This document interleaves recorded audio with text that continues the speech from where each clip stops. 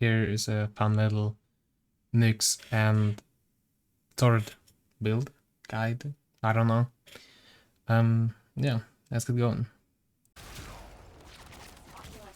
If they scan you, sentient fighters won't be far behind.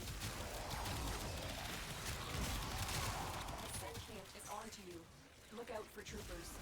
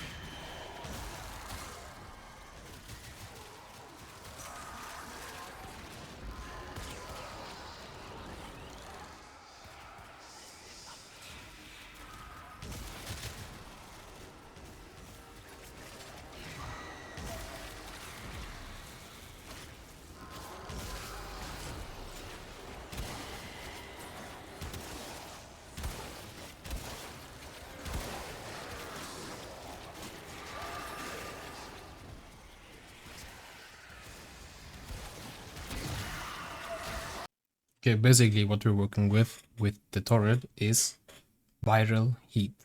So we see here normal viral heat build, Serration, Prime Cryo, also working with the normal cryo rounds. This is more a crit build because the Torid itself has normally a really good potential for crit. We have Serration for the extra damage, cryo rounds for the cold, more viral damage. Of course, Malignant Force for toxin and status chance, Thermite rounds for the heat and status chance, critical delay for the critical chance, Galvanized Chamber for the multi-shot, and Galvanized Scope for more crit chance on headshot. And that had obviously for headshot damage. Here are the evolutions for the Torid that I went for. Obviously the standard evolution. There you can't really change anything. I went for increased base damage by 51, multi-shot plus 3 multi-shot on last shot in magazine. Increased base damage by 31, multi-shot consumes ammo directly from capacity and does 60% more damage. It depends how you want to use it. You can go for this for final fusillade and then projectile speed on the second one, on the third evolution basically. If you want to go for plentiful mayhem, which gives you 31 more base damage, multi-shot consumes your ammunition directly from capacity and does 60% more damage. It is good. 60% more damage, we take that, you know. But therefore you would have to change the evolution 3 from projectile speed to, where is it? Here. The extended volley to have more magazine capacity plus 9, you know. It's not that bad, but I like the damage more. Yeah, you can choose whatever you want.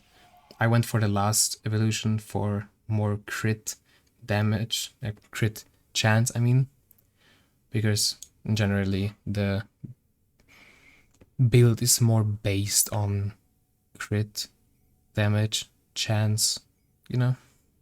And then for Nyx, I went for completely only duration and efficiency, because I'm only using her for boosting my weapon damage with Arcane Rise on reload, 60% chance for 150% more damage to primary weapons for 24 seconds. and arcane battery. Why do I have battery in there? Never mind. Yeah, I remember. I tried it with rage, arcane rage. Yeah, I'm not sure. The 18% are just, in my opinion, a bit too low. On headshot, 15% chance for 180% damage to primary weapons. I'm not sure. The 18%, this 15% are a bit too low for in my opinion. Yeah. You don't have to go for any vital mods because you're gonna push your ult anyways the whole time. Yeah. This here has no Archon mods because I still don't have Archon mods. Archon charts, I mean, sorry. Because I still don't have it until this day and I'm level 14. Yeah. Basically, you're popping your ult constantly. You can't sprint, you can't have any other movement besides normal walking and jumping. That's all you can do, and dashing. That's why I would recommend, if you have the option for it, use Archon shards for velocity, parkour velocity.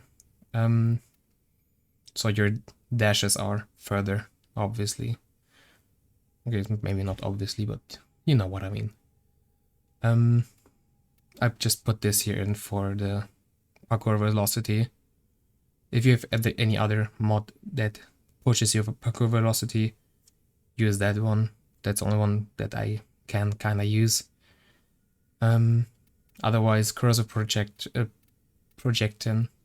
Okay, yeah. Yeah, I just used this one here for 18% lose armor. Enemies lose 18% armor. Just a bit more or less armor that I have to strip. You know? And otherwise, yeah, the builds are easy. Arc and continuity, I only put that in because more ability duration. You can use primed, normal, everything works. As you can see, wait, where is the arc duration? This works too, you know? Yeah. You can basically use everything. It's just that you can do anything you want, you know? I just put this in because high duration, you know? Okay, fuck this part. Basically, what you want to go for this build is high duration and efficiency, since we're only using this Nyx build for only the ult. Basically, you're negating every incoming damage that you could possibly get. Even Stalker or Acolytes in general can't damage you. Even the one that disable your abilities, they can't hit you. The only ability from enemies that could possibly harm you are the nullifying bubbles from certain Grinius. Corpus, it was. When you're standing in it for like a few seconds, your invulnerability is gone. And we're using this Nyx augment because absorb augment, Nyx can use weapons during absorb, and its duration is infinite, but it consumes 6.5 energy per second, and its area of effect is halved. That doesn't matter at all, since we only want it on us, you know? And because we have this augment, we only drain 1.6 energy per second. We have 682 energy. So we can stay in there quite some time. And like I said earlier, you can't sprint, you can't bullet jump, you can't do any movement besides the normal standard walking, dashing, and jumping. These are the only ones that you can use. Yeah. I hope you guys can kinda understand the build. Otherwise, for Exilus mods, put in whatever you want. You can do for extra projectile speed, for example. If you put that in, then you can go for the third evolution with more base magazine capacity. Instead of 5, you're gonna get 14. It depends on what you want, you know? It's always a bit customizable for your own preferences, you know? I hope you guys liked it, and hey, tell me tips or anything you wanna see in future in the comments. I'm down for feedback. I'm new to this, as you maybe understand or can hear. Yeah. Have a wonderful day, and like and subscribe for more, you know?